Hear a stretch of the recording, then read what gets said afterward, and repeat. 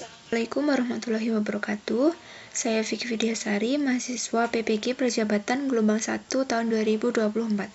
Di sini saya akan membacakan hasil refleksi saya ketika mempelajari mata kuliah praktik pengalaman lapangan 2.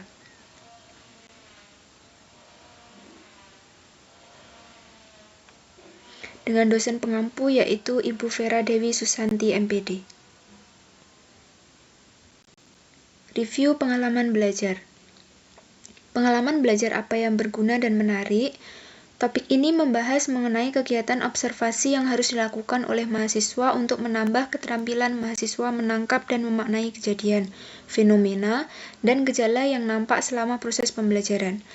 Pada topik ini, saya melakukan observasi terhadap lingkungan belajar dan karakteristik peserta didik yang ada di SMKN 5 Kota Madiun, mulai dari latar belakang ekonomi, kualitas pembelajaran di kelas, budaya kelas, status sosial peserta didik, minat belajar, gaya belajar, motivasi belajar, sampai perkembangan motorik peserta didik.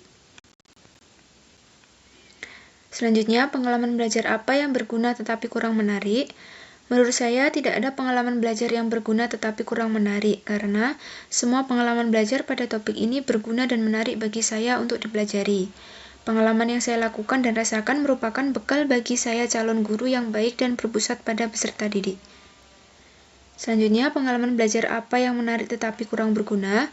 Menurut saya, tidak ada pengalaman belajar yang menarik tetapi kurang berguna, karena setiap pembelajaran yang diberikan itu semuanya berguna untuk menambah wawasan saya.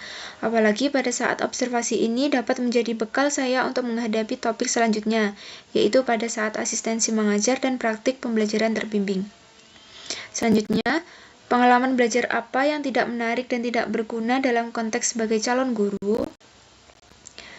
Menurut saya, tidak ada pembelajaran yang tidak menarik dan tidak berguna, karena semua pembelajaran dan pengalaman yang telah dipelajari merupakan hal yang sangat penting bagi saya sebagai mahasiswa PPG untuk menjadi guru yang profesional nantinya.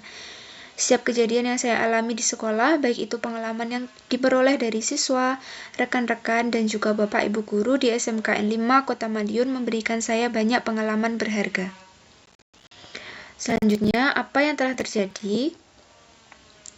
Pada topik 2 ini, saya bersama teman-teman melakukan kegiatan observasi terhadap lingkungan belajar dan karakteristik peserta didik yang ada di SMKN 5 Kota Madiun, menuliskan jurnal harian selama 5 hari kegiatan, serta mendiskusikan kesulitan, hambatan, dan tantangan ketika melakukan observasi PPL 2 ini. Setelah melakukan observasi ini, kami mendapatkan data terkait latar belakang sosial ekonomi peserta didik. Sebagian besar peserta didik di SMKN 5 Kota Madiun berasal dari latar belakang sosial ekonomi menengah ke bawah. Namun, apabila kondisi ekonomi mereka, semua peserta didik tetap memiliki hak yang sama untuk mendapatkan layanan pendidikan dan mengakses semua fasilitas di SMK Negeri 5 Kota Madiun.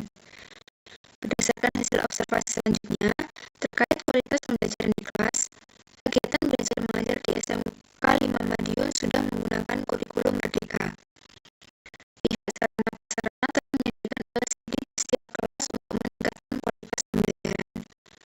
Pembelajaran di kelas akan lebih efektif jika peserta didik dapat mempraktikkan langsung atau jika pembelajaran bersifat interaktif.